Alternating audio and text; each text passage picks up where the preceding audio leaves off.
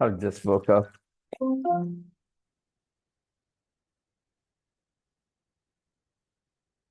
I woke up just now.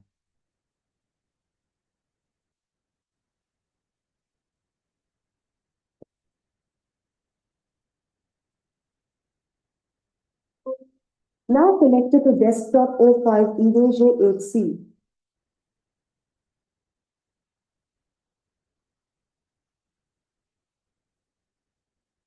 So let's begin.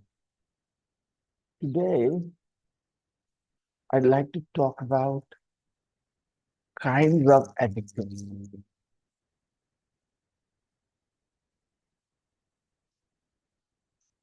We talked about nouns, abstract nouns in our last class. And we also talked about masculine and feminine.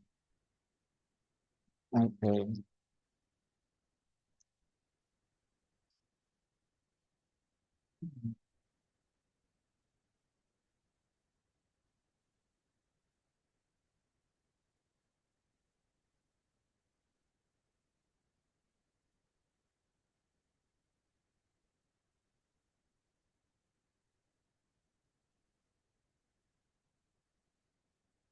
Mm.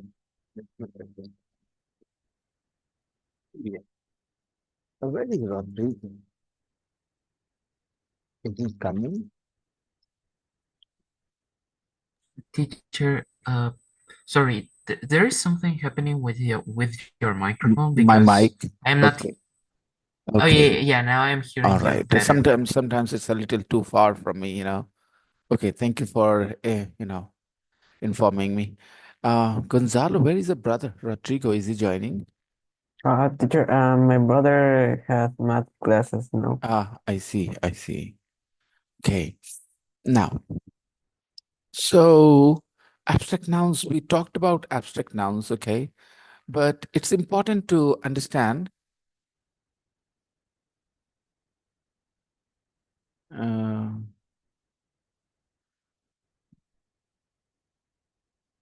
I think we can ignore this part here.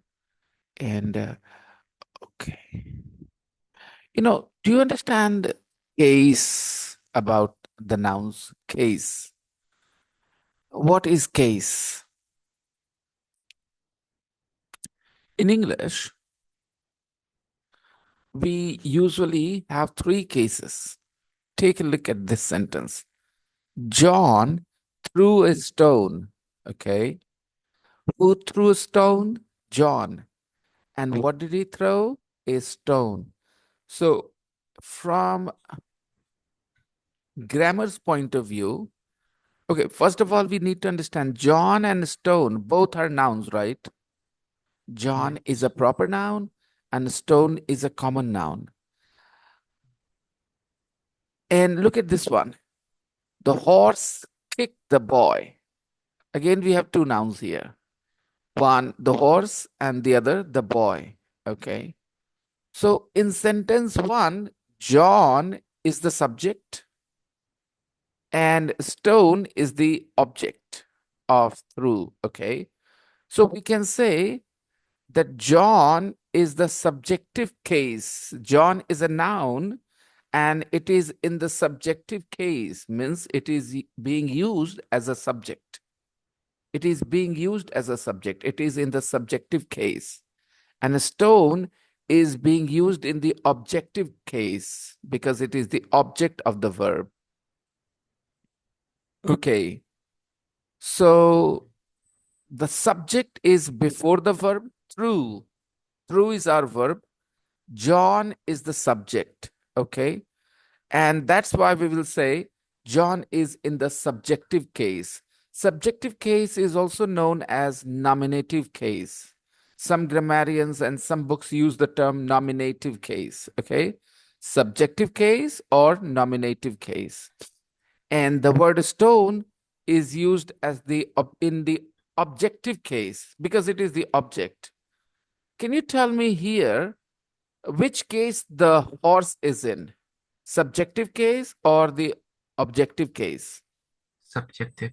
Subjective. subjective case, and the boy, Objective. objective case. So I'm very happy that you guys understand the concept of subjective case and objective case. Okay.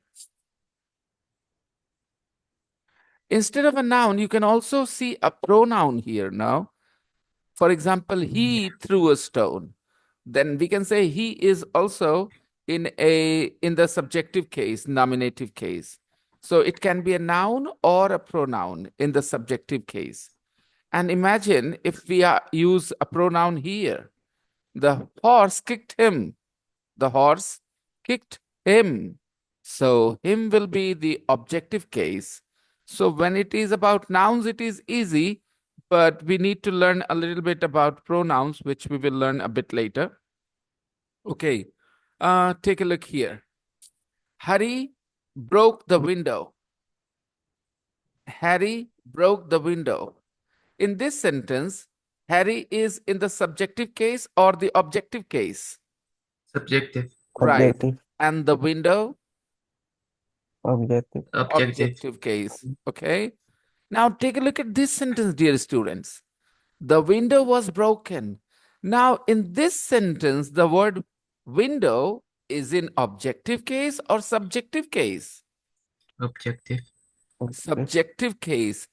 The window was broken. Okay, we call it the passive voice, which we will talk about a bit later. Okay, so subjective case and objective case is clear to you. Now, what else can we talk about here? Okay.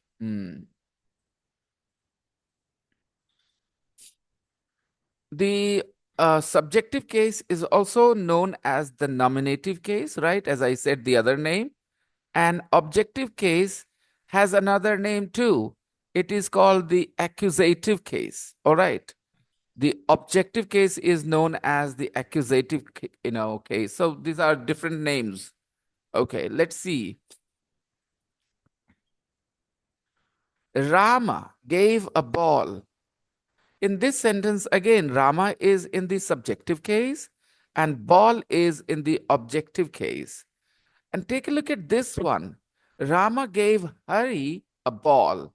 Now, in this sentence, we have one subjective case, Rama, and we have two objective case nouns, one, Harry, and the other, a ball. Okay. So, interestingly, okay, these objects are divided in two categories. This is called indirect object, and ball is called the direct object. Okay. Rama gave Harry a ball. There are two objects. One, it is called the indirect object, Harry, and a ball is a direct object. So in English, it's very interesting. We can use two objects, indirect object and the direct object. Okay. The position of the indirect and direct objects. Normally, which is used just after the verb? The indirect object or the direct object? Indirect. Okay. Do you understand the indirect and direct object? Do I need to explain it again? Okay. Yes, please. Rama gave a ball. Rama gave what? Rama gave what? A ball. So the answer to the question what, just let me write it for you. The answer to the question what is called direct object. Okay. Okay, direct object. And the answer to the question to whom? To whom? Or for whom? Okay. This answer is called indirect object. Indirect object. To whom or for whom is considered indirect object. Just a second. Yes. Let me give you another example. Rama gave a ball. Rama gave Harry a ball. So Rama gave what? He gave a ball. So the ball will be called the direct object. Rama gave Harry a ball. Rama gave what? A ball. To whom? To Harry. Okay. So Rama gave Harry a ball. And in this sentence, we have an indirect object and a direct object. Why am I unable to? Okay, fine. See, the name Harry is working here as an indirect object, and the noun ball is working as the direct object. Take a look at some more sentences in English where you have two objects, a direct object and an indirect object. Rama gave Harry a ball, all right? Now take a look at this. Will you do me a favor? Will you do me a favor? Now, in this arrangement, in this sentence, can you notice me and a favor? So, me is the indirect object and a favor is the direct object. Now, we have another. I bought Rama a ball. Again, we have Rama as the indirect object, ball as the direct object. Take a look. Fetch the boy a book. The boy, indirect object, book, direct object. Take a look at this one. Very interesting sentence. She made Ruth a new dress. Ruth, indirect object. A new dress, dress is the direct object. Get me a taxi. Me is the indirect object and a taxi is the direct object. Now, in English, we can write these sentences in a different way too. Take a look. Rama gave Harry a ball is the same as Rama gave a ball to Harry. So if you place the direct object first, then you use to Harry. Rama gave a ball to Harry. Will you do me a favor? Will you do a favor to me? I bought Rama a ball. Now see, I am writing, I bought a ball for Rama. So that's why I said sometimes, you can play with the order of the direct and indirect object. Okay. And when you do that, then you need to bring in to and for. Okay. I'll write a sentence and you will tell me. Okay. Okay. Teacher, Yeah. sorry, is there a way to know Uh-huh. when do we say to or for? Like, Yes, very good question, Alejandro. A very good question. Is there any difference at all between the sentence on the left and the sentence on the right? Well, meaning wise, there is no difference.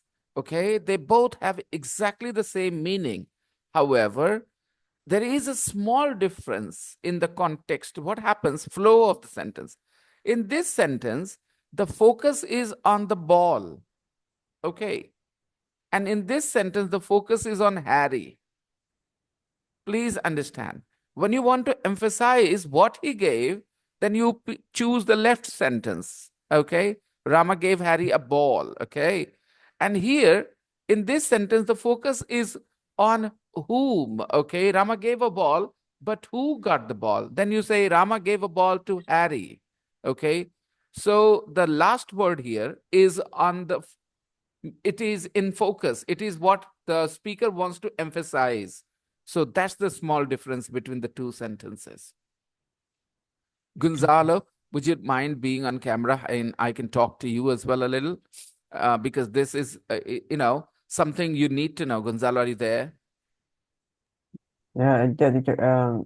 I have a problem with my connection because Oh, I today in see. my I winter see. classes on my school, Uh-huh. I lost the connection was lost like 3 times. I see. I see. That's why you're keeping the camera off. Okay. Yeah. Okay. I understand.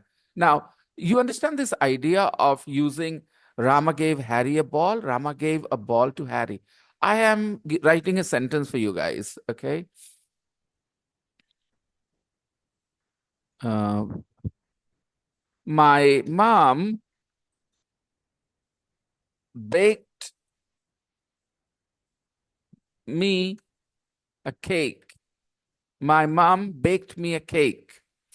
Now, is there another way of saying this sentence, dear students? You can see the direct object and the indirect object. My Yes, mom baked Yes. me a cake. Yes. So what yes, is the indirect object? me, Me. And the direct Me. object is a cake. okay, Now Cake. change the order. Change the order. My mom baked, direct object a first. cake to Baked me, a Cake. cake A cake to me. for me. not Okay. for me. Oh, Baked a cake for me. All right. So for me. slowly you will figure out where to use for, where to use to in English. Okay. Now, hmm. Okay, this cake was for me. Okay, this cake was for me. That's why for.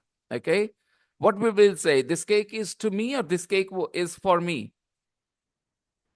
which For sounds, me. yeah, for me. For, That's why yeah, the word for here. Okay, now, um, he threw me the ball. Now, this, he threw me the ball, is he threw the ball Available to me. to me. mm, Okay, he threw the ball to me. Exactly. Okay, so yeah, we can play with the direct and indirect object, the order of these two objects. Okay, I'm glad that we didn't struggle so much with the concept. We understood it easily. Okay, let's move on to, teacher, yes, Gonzalo. um, the difference is in the last sentence, you need to ask um to who, right? Oh, And the yes. other for Oh, whom. to whom? To whom? Okay, Right. okay, Yeah. yes, Okay, okay. exactly. Um, Okay, first of all, Gonzalo, what is the direct object? When you ask the question, what, then you get the direct object. When you ask the question, to whom or for whom, then you get the indirect object. I think we have some sentences. No, no, we are done here. We had enough examples here. So uh, we can use the verb promise, okay? He promised me he promised me something. Okay, he promised me something. He promised me something. So here we have two objects, me and something. Okay, so he promised me a part of the plot. He promised me a part of the plot. Now, he promised a part of the plot to me. It means he offered me the job. Okay, let's use another verb. I have another example in my mind now. He offered me the job. Okay, he offered me the job. So here, me is the indirect object, the job is the direct object. Now, let's play with the order. Let's put the direct object first. He offered He offered the a job job, to me. the job Yes, to me. yeah, to Okay. me. To me. He offered the job to me. So if you guys are feeling a little confused about whether I should use to or for, then I'll say it is not a confusion you will have for long. Okay. You will figure it out very soon because you'll understand he offered the job for me or to me. So it was to me. He gave the job to me. He said, hey, this is your job. Okay. So you have been selected. So slowly and slowly we'll figure it out. It won't take long, I trust, I believe. Now, object and subject, that's clear. Now, here is an important thing which I don't think exists in Spanish. So this is going to be a little bit of a challenge. Okay, this is called possessive case. Okay, uh, Ram's umbrella. Okay.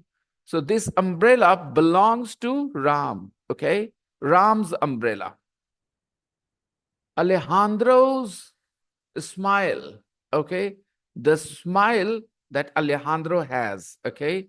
So in English, we use this apostrophe S with nouns. We use apostrophe S with nouns, to show possession. Katrina's boyfriend, right? Katrina's boyfriend. In Spanish, you will always use the structure with of. You use a preposition, right? Yes. Always. But in English, you have this option of using apostrophe S. In my language, we also use this the structure with of, okay? Similar to Spanish. We don't have the concept of using apostrophe S in our language. But in English, yes, apostrophe S shows possession. And you can say this noun is in the possessive case. This noun is in the possessive case, people. All right. Whose? We asked the question, whose? Whose umbrella? Oh, it's Ram's. Okay. Gonzalo's school. Gonzalo's school. What does that mean? Is Gonzalo the owner of that school? No. Gonzalo's school means the school that Gonzalo goes to. Okay. Gonzalo's school is a big school. It means the school where he goes is a good big school. So we can use apostrophe s to show possession. This is confusing a little bit. Okay, take a look here. It is not always used to denote possession. It is used to denote authorship, origin, kind, and etc. Take a look at this one. Shakespeare's plays. It means the plays written by Shakespeare. Shakespeare's plays. A mother's love. Okay, the love felt by a mother. Okay, a mother's love is always different from a father's love. Okay, now moving on. The president's speech. The president's speech. The speech given by, delivered by the president. The president's speech. Mr. Agrawal's house. Okay, the house where Mr. Agrawal lives. Okay. Ashok's school, I just told you, okay? Gonzalo's school, the school where Ashok goes to study. A children's playground, a playground where children play. A week's holiday, a holiday which lasts 1 week, a week's holiday. So in English, possessive apostrophe s doesn't always show possession. It can show origin, it can show authorship, it can show the kind, and so many other things. So I'll say some phrases with apostrophe s, and you will try and explain what they mean. Okay, let's see. Um, what do I say next? Okay. Hmm. When I say mm, a boys' a boys' school, but I'm saying boys' school. Okay. You know, okay. My brother's children. If you don't want to use the apostrophe s, how do you describe this? My brother's children. The children.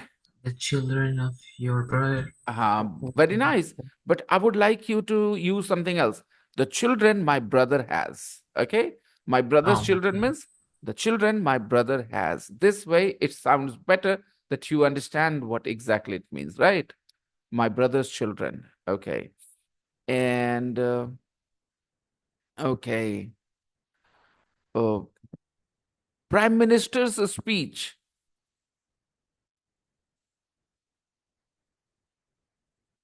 Prime Minister's speech. The speech delivered by the Prime Minister. Exactly. Okay. Um, girls' problems. Problems that Girls face. girls Problems girls face, Girl's right? face. Right. Yes. Okay. Problems that girls have to deal with. Okay. Girls' problem. Okay. Um, okay. Interesting. A We will come across more later. Let's move on. How to form the possessive case. Okay. So the most normal common rule is typical way is add the apostrophe s. Okay. Add the apostrophe s to the noun and you get the possessive.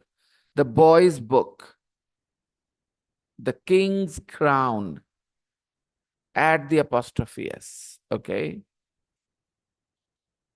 And now note the letter S is omitted in a few words. Sometimes you will not see the letter S, you will only see the apostrophe, where too many hissing sounds would come together. Hissing sounds, when you say s, it's a hissing sound, s, right? So take a look, conscience, conscience, okay? Because there is already and that's why we are not using the S here, only apostrophe. For conscience sake, for goodness sake, okay? Because we have already a lot of hissing sounds here, so we are not using the apostrophe S. S is omitted, okay, left out here. For justice sake, for Jesus' sake, for Moses, oh, Moses' laws. Again, hissing sounds. So, guys, this is interesting. There are some examples where you will not see letter S, but only apostrophe, and it will do the job. And why do we remove letter S? Because there are already too many hissing sounds. Conscience sake. Okay. And now, a very important rule, okay? When you are trying to change a plural noun into possessive, okay, a plural noun that ends in S, then all you need is the apostrophe. Take a look at this boys' school. First, you have boys, plural, okay, because that school is not for one boy, okay, that school is for boys, plural boys. So first you write boys, and boys ends with an S, and that's why only apostrophe is enough to change it into a possessive case.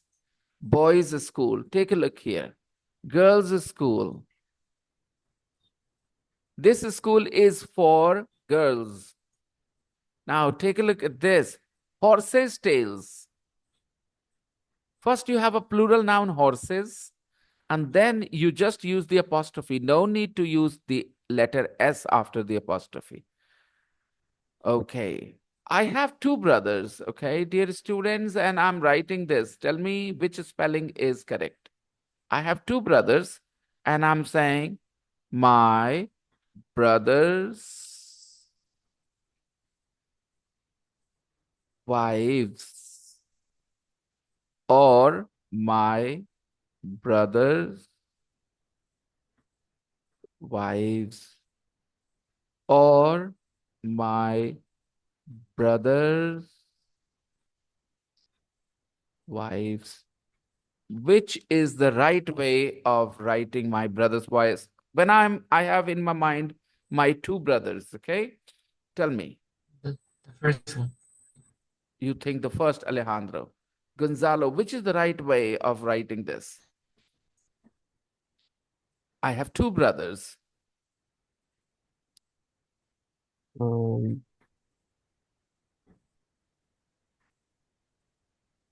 the second option. The second option refers to only one brother. Notice here, brother. Okay. And this apostrophe S talks about possession, but one brother's wives. Okay. Because brother is singular. So, but I've been saying I have two brothers and I'm talking about both of them. Okay. So I'm talking about the wives of my two brothers. Okay. Not one brother. Now, which one is correct, Gonzalo? I have two brothers, then plural. If I have one brother, I can use the second, okay? My brother's wives. Maybe he has two or three wives, that's okay. But if I have two brothers, three brothers, and I'm talking about their wives, not one brother's wives, then which is the best way to write it? The correct way. The first option, Gonzalo, the first option. Let me tell you why. My brothers, plural. Okay, I said two brothers. So my brothers first.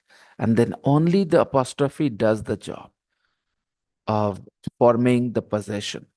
Okay, so my brother's wives. This is the correct way of writing about two brothers. Okay, now let me write another. I have neighbors. Okay, I have neighbors. There are two spellings for neighbor, BOR and BOUR. Okay, so U is used in British spelling, and only O is used in American spelling. Okay, which are you more familiar with, Gonzalo and Alejandro? BOR or BOUR? Really both, because here sometimes I see they use OU because they say we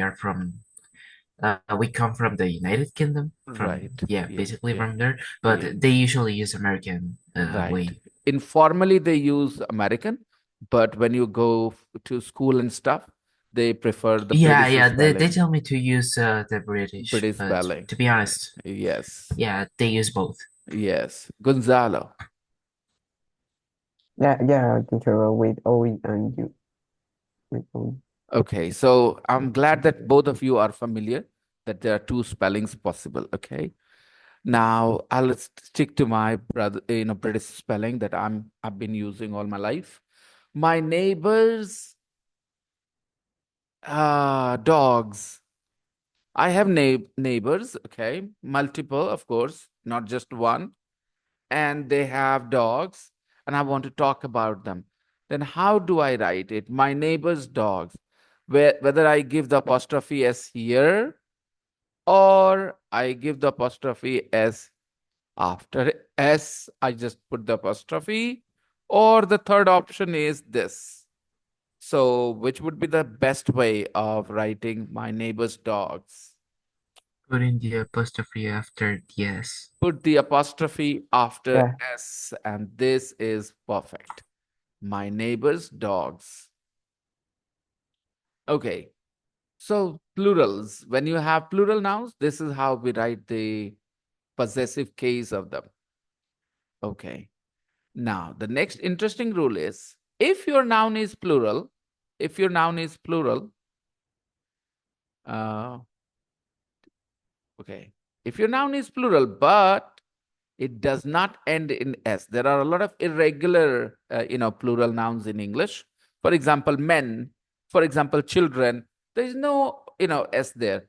Then they will follow the typical rule. Okay, men's club, children's books, children's park. No problems because there is no s with the plural. There is no s with the plural. Okay, and that's why we just follow the typical rule of adding apostrophe s to show possession. Hmm. Okay. When a noun or a title consists of several words, the possession is attached only to the last word. Okay, this is interesting. The king of Bhutan. Okay, the king of Bhutan. Now you want to use the possessive case. So you say the king of Bhutan's visit. Okay, you do not use the apostrophe s with the king, remember, which is interesting. The king of Bhutan's, okay. Now, the king of Bhutan's visit, the visit made by the king of Bhutan. Okay. The prime minister of Mauritius's speech, the prime minister of Mauritius's speech. Now, I told you this is very confusing because you might say, teacher, you just told me when there are too many hissing sounds, okay, we don't use the S. Here we have hissing sound, Mauritius speech, right? And still you're using it. Yes, dear students, there are a lot of confusions among the grammarians themselves. Some grammarians believe in one rule, other grammarians believe in another rule. So apostrophe S is a bit of a confusing concept, okay? So we just go with the go with what is more acceptable rather than what is correct. Okay. Whatever people accept, we just stick to it. So the Prime Minister of Mauritius's speech. Yes, Alejandro, do you have a question? Yes. Basically, it is allowed to say like Mauritius apostrophe without S. Like it is allowed or is not allowed to Okay. say that. Okay. The thing is, normally when you have a noun with S, okay, you still use the apostrophe S. Mauritius is a noun, okay? Mauritius is a proper noun, I mean to say. Isn't it a proper noun? Okay. So when it comes to proper nouns, okay, you still use apostrophe S. For example, James, okay, let's see. I'll give you an example, and this will help you here. James is a proper noun, okay? And I want to talk about his sons. So I will put this way, James's sons. James's sons. Okay. But again, some grammarians say some grammarians say that you don't need this S. What do you use? I mean, so whatever the people in your area, the people in your part of the world, whatever they say is right, you stick to that. Okay, Okay. because I can tell you there is no uniformity on using this apostrophe S. People in one place may follow a rule which is slightly different from the other place. Okay, like here, I told you, James's sons. Here in India, we use that apostrophe S. Okay, I'm pretty sure your teacher will also ask you to use this apostrophe S, James's sons. Okay, James's sons. Okay, how do you pronounce this, by the way? James's sons. James's Yeah, sons. James's sons. Okay, all right. But with in the case of Jesus, we don't use this apostrophe S. Just this is enough. Jesus' sake. Okay, we pronounce it the same way. Jesus' sake. Okay, for Jesus' sake, or Jesus. I think we pronounce it for Jesus' sake. Okay, yeah. But here we pronounce James's sons. Yep, exactly, exactly. We pronounce here James's sons. Here we say for Jesus' sake. Okay, for justice sake. Okay. Exactly. Okay. Now, what next?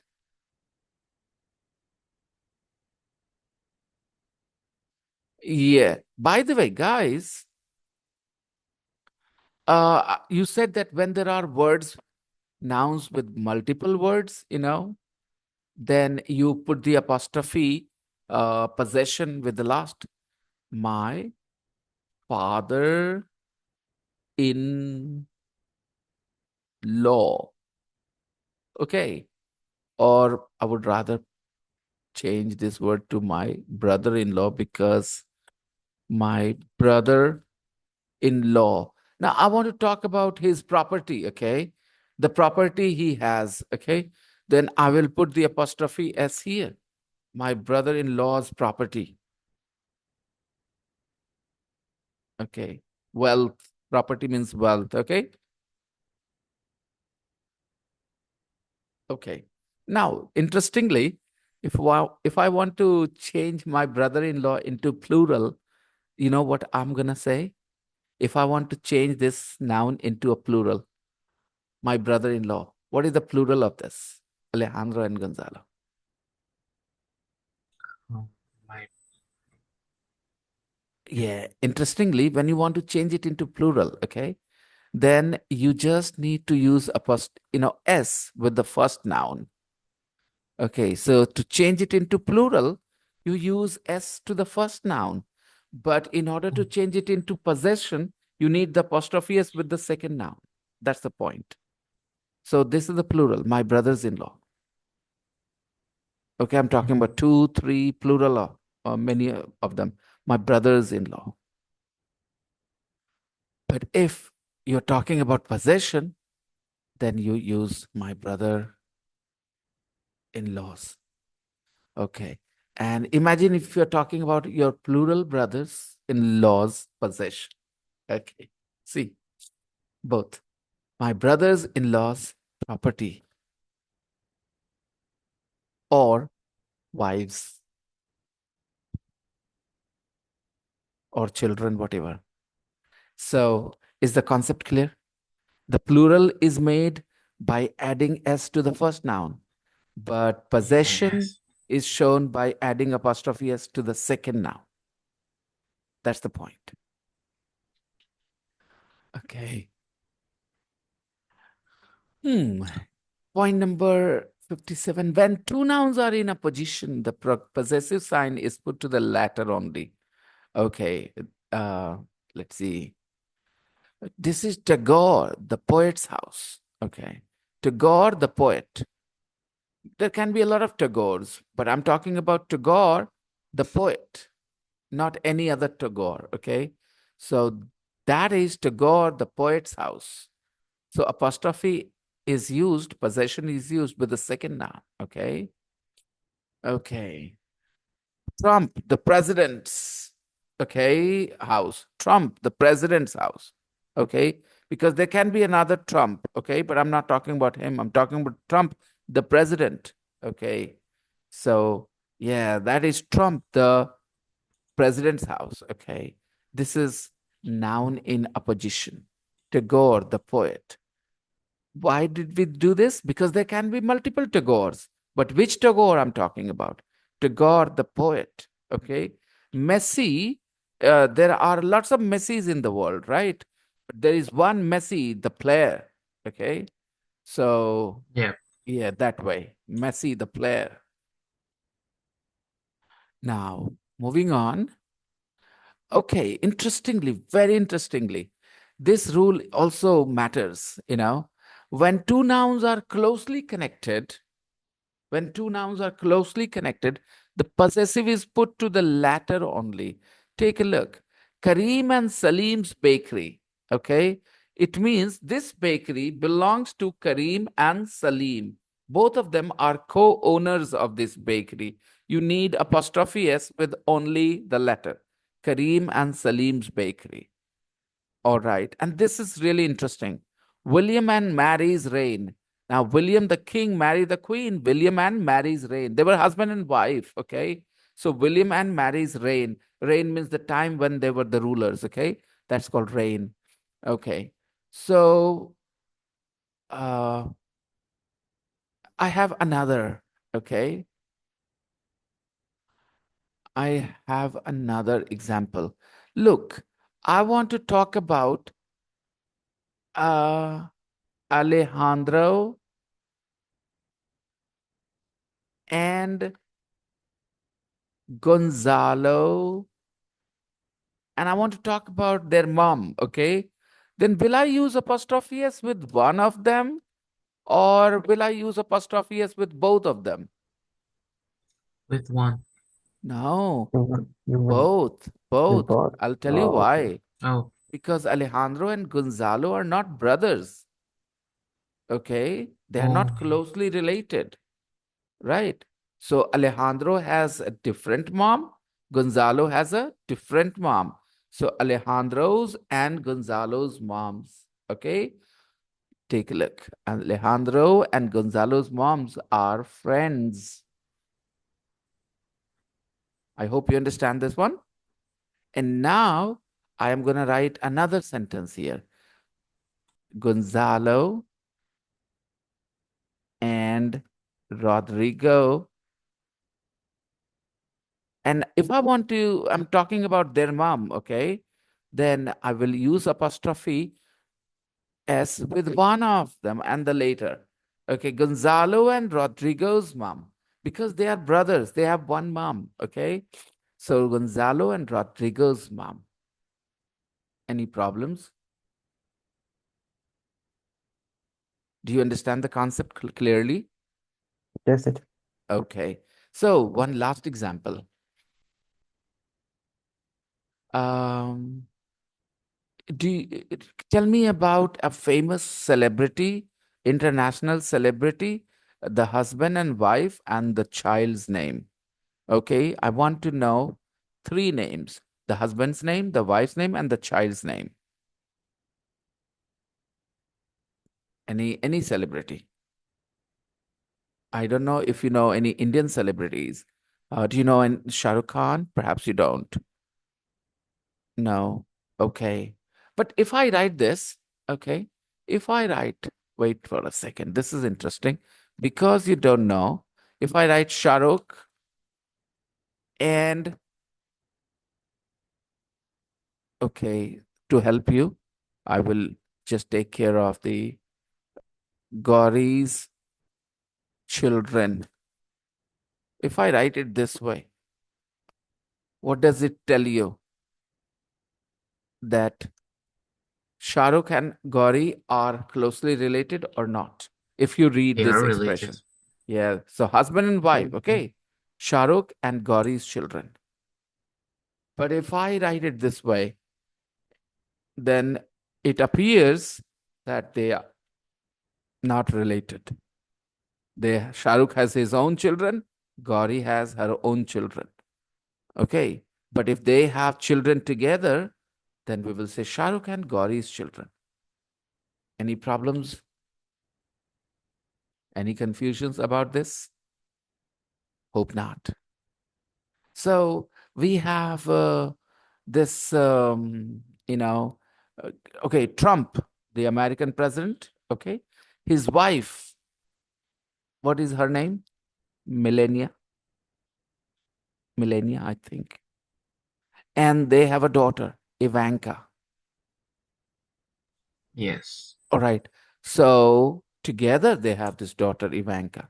So we will say Trump and Melania's daughter, Ivanka. Or if you put Melania first, Melania and Trump's daughter, Ivanka. Okay. So because they are the couple and they have a daughter, so one apostrophe S is enough. And that must be on the latter noun. Okay. The second noun. Okay. Moving on.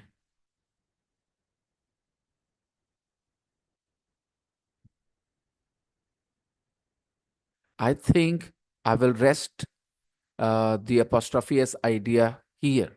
Okay. And we will now switch to the book that we were studying yesterday. Aha, notice this. Sometimes this of is necessary. The leg of the table is better, not the table's leg. Normally, we do not use apostrophe S to non living things. A table is not a person. So the leg of the table is better rather than the table's leg. Okay. So this is important. The cover of the book instead of the book's cover. However, informally in spoken English, people do not observe this rule. You know, they sometimes end up using the apostrophe S where they should not, when they're writing. The roof of the house, not the house's roof. Okay. So because house, book, table, these are non-living things. Okay. So we prefer the of structure with them. Okay. I think this is too much of grammar for one day. Now we are going to switch to the language book where we are going to see what we studied yesterday and we'll continue from there. Mhm. Yeah. Yes. I remember what I asked you to do. There was some homework. Okay. Give me a second. Yes. There you are. We talked about ed and ing adjectives, didn't we? So you make ed adjectives with bore. First of all, you should know there are two adjectives possible. One is bored and the other is boring. Let's go ahead and make two adjectives with the verb astonish. Give me the two adjectives with ed and ing. How do you pronounce them? So sorry, teacher. Bored, My sister is gonna enter boring. to the class right Sure, now. sure, sure. No problems. You don't have to inform me. She's always welcome. Thank you, thank you. Yeah. Astonished and astonishing. Say the words. Astonish and astonishing. Relax. Give me the two adjectives with the verb relax. Relaxing. Relaxed and relaxing. Okay. Relaxed. Relaxed and relaxing. Now with excite. Excited. Excited. Excited Exciting. and Exciting. Excited. Very good. Now disappoint. Disappointed. Disappointed. Disappointing. Disappointing. Very well done. Exhaust. Exhausted. exhausted. Exhausting. Exactly. Exactly. Shock. Shocked. Shock. Shocking. Shocking. Thrill. Thrilled. Thrilling. Right. Now I'll try and give you the formula. If it works, it will be amazing. So ing, when you use the ing adjective, it has the potential to impact. It has the potential to impact. Thrilling can impact you. Shocking can impact you. Whatever shocking, okay, can impact you. Exhausting can impact you. Okay. So when you have the ing adjectives, they describe nouns which will impact you. Okay. Now, ed adjective is used when you are impacted already. When you are impacted already. Okay. You are impacted. Now, what happens? Hey, Noelia, welcome. Hello, teacher. So sorry for the delay. Oh, that's totally all right. I'm glad that you're here. Okay. Yeah. So, see, we are talking about this ed and ing adjectives here. So, I said relaxing. If something is relaxing, it can impact you. Now, think about a relaxing holiday. Wouldn't you love a relaxing holiday? Okay. So, because it will impact you. Okay. And when you are impacted, then you feel relaxed. You feel relaxed when you are impacted. Okay. Now, you're watching a boring film. So, a boring film can impact you. And how do you feel when you watch a boring film? You feel bored. So, there is a connection, the cause and the impact. Okay. So, ing adjectives are used to suggest that they cause a feeling, and ed adjectives are used to show that you felt that way, you were impacted in that way. So if you understand this idea, then everything is going to be very easy. I find having a massage is really, tell me, it will impact you. I find having a massage is really what? Relaxing. Relaxing. Okay, ing, I find having a massage is really relaxing. Okay, this person, when he gets a massage, how does he or she feel? When this person gets a massage, how does he or she feel? After Relax. getting, yeah, relaxed. That's the connection I was talking about. Okay, a relaxing massage can make you relaxed. Okay. Two, our holiday was, it rained a lot. Disappointing. Disappointing. Disappointing. Our holiday was disappointing. It rained a lot. And I told you, if something is ing adjective, it can impact you. So your holiday was disappointing. How did you feel because of that? Disappointed. Disappointed, right? You felt disappointed because you were impacted by it. Okay. Our holiday was disappointing. It rained a lot. Three, the journey was so tiring. The journey was tiring. And I was, when we finally arrived, I was Exhausted. Exhausted. exhausted. Exactly. Very good. And the interview went really badly. The interview went really badly. So I was to hear that I'd got the job. Which one? Astonished. Shocked. Astonished. The interview went really badly. So I was astonished to hear that I'd got the job. And this apostrophe D, what is this? I would, or I had? I had. Perfect, Noelia. Well answered. This is I had because it is the past perfect.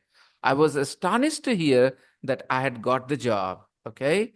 I would get the job doesn't refer to the past, in this situation. So it is I had. I was Teacher, astonished to hear. Yes, Alejandro.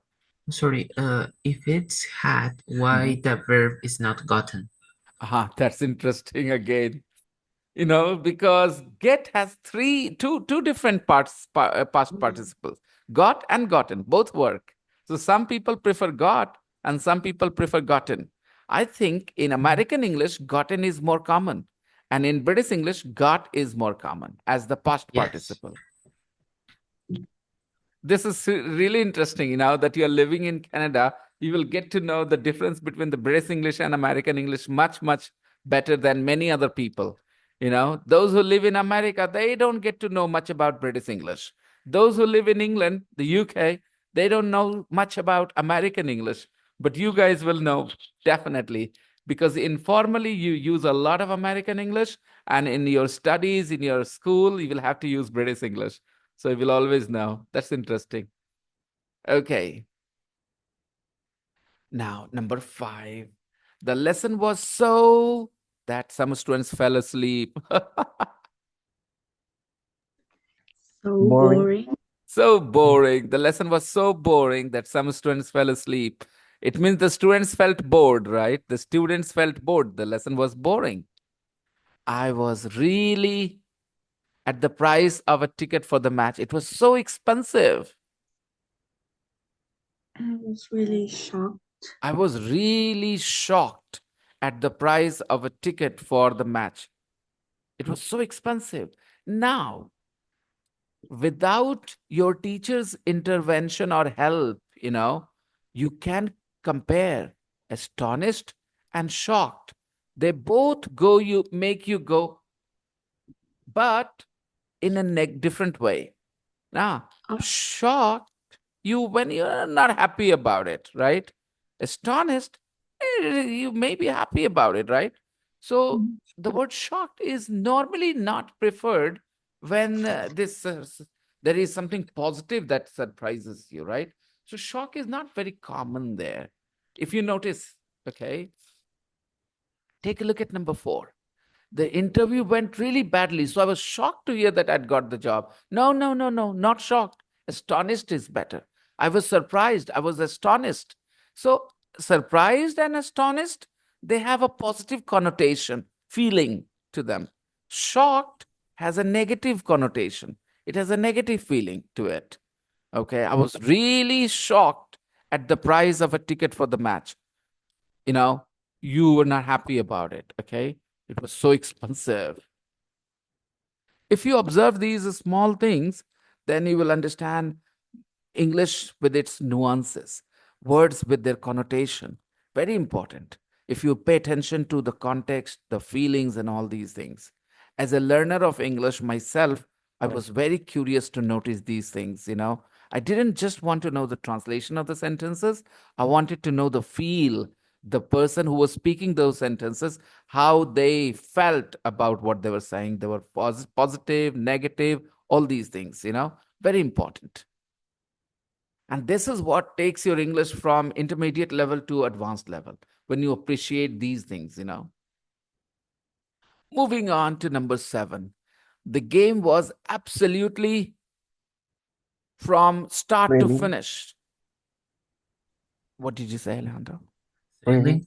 Absolutely Really. correct. The game was absolutely thrilling. From start to finish, my team scored the winning goal in the final seconds. Okay. Now, I want to tell you something more. Now, some of these adjectives are called extreme adjectives. Okay, for example, astonished. It is, extreme because another word is surprised. But when you are extremely surprised, then you say astonished. Okay, exhausted. You could use the word tired, but when you're extremely tired, then you say exhausted. Okay, so some of these adjectives, are called extreme adjectives. And with extreme adjectives, try and avoid using very. So don't say very astonished. Don't say very exhausted. Okay. For the simple reason that they are already extreme adjectives. They don't need very. If you want, you can use absolutely exhausted, absolutely, astonished. You can use the word quiet, quite astonished, quite exhausted, but not very. Okay. Don't use the word very. Very is used with very boring, very bored, very relaxing, very relaxed, very disappointing, very disappointed. But when you touch those extreme adjectives, when you use those extreme adjectives, avoid the use of very. Okay. That was a small point. Now, my favorite things. Listen to Tom talking to Sally. Okay. What do you more commonly hear, Noelia and Alejandro, where you live? Talk to somebody or talk with somebody? What do you hear more often? Talk to. Talk to, right? Exactly. So listen to Tom talking to Sally about his favorite things. So Tom is talking about his favorite things and he's talking to Sally. What do you learn about them? Okay. So let's see. I'm going to play the audio 1.6. 1.6.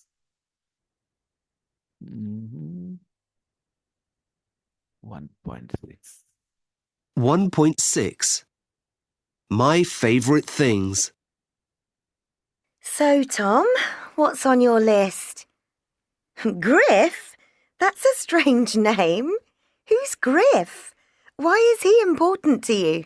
Well, he's my best mate. Oh, He was the very first person I met at secondary school when I was 11. I knew nobody and he knew nobody, so we just fell on each other, became best friends, and, well, we still are. aw. And Griff's his real name? No, his name's actually David Griffiths, but there were so many Davids in our class. He was always called Griff. He still is. Everyone calls him that. I see.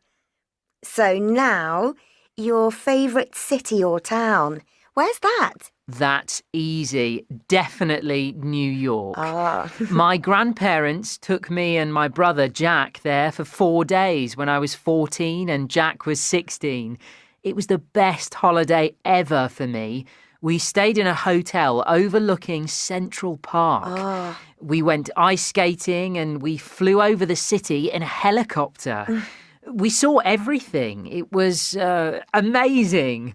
I'd love to work in New York. Yeah, I think New York's a favourite for many people. What about a memorable meal? Where was that? Actually, that was in New York. We went to Michael Jordan's restaurant in Grand Central Station. Have you heard of it? What, Grand Central? Of course. No, not the station. The restaurant, Michael Jordan's. I think it's quite famous. I don't know it. What kind of restaurant is it? It's a steakhouse. The steak is just the best. And you sit high up. It's so exciting. You can eat and watch all these New Yorkers rushing to catch their trains. Sounds great. So, finally, do you have a treasured possession? I'm not sure I do have a treasured possession. Well, there's my iPhone, of course. I certainly couldn't live without that. But other than that, I suppose it's the ship in a bottle that my great-grandpa gave me just before he died. He said it was very special to him, but I'm not sure why. He was too old to explain it clearly. Aw, that's a shame. Now, do you want to hear about my favourite things? Yeah. Okay, I have to ask first. Gonzalo, the audio, how would you rate the audio? Too difficult? Just a little difficult? Not difficult at all? What do you think, Gonzalo? No, teacher, I understand everything. Wow, I see. lovely. I'm glad to hear that. Alejandro? No problem. I understand. Okay. Noelia, it's easy, right? Yeah. Okay, great. So we are going to talk about what he said, Griff. What did we hear? He's his best friend. Mm-hmm. He met him in when he was 11. Right. His full name is David Griffith. But like, Lovely. yeah, he says like just Griff because Very like good. there was a lot of Davids in the class. Yeah. Lovely. You see what happens here. Noelia is giving more details after listening to the audio. So this should be your aim.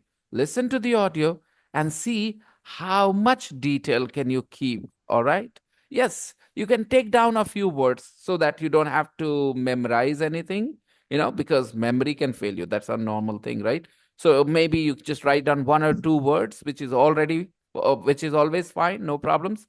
But you should be able to describe as much as you can, Gonzalo and Alejandro. So I'd suggest I share this audio file with you guys and you listen, okay? You listen to it at home. When we come tomorrow, then I would like to hear from you guys some details of what you heard in the audio of these people, okay? So, time for me to wrap up. We are past our time and we are going to meet tomorrow, everyone. Okay. So, Okay. yeah, I'm sharing the audio file with all of you. But you know what? I would prefer to have a group where I just, have all of you there so that I send the audio file and stuff in the group and everybody has access. Okay. Otherwise, I'll have to send them separately to each student here. So just make a Telegram account maybe and message me. Okay. All right. Okay. Bye-bye, everybody. Take care. Good night. Sleep My well. teacher. Bye. Yeah, you too. Bye Night. bye. Good Yeah. night.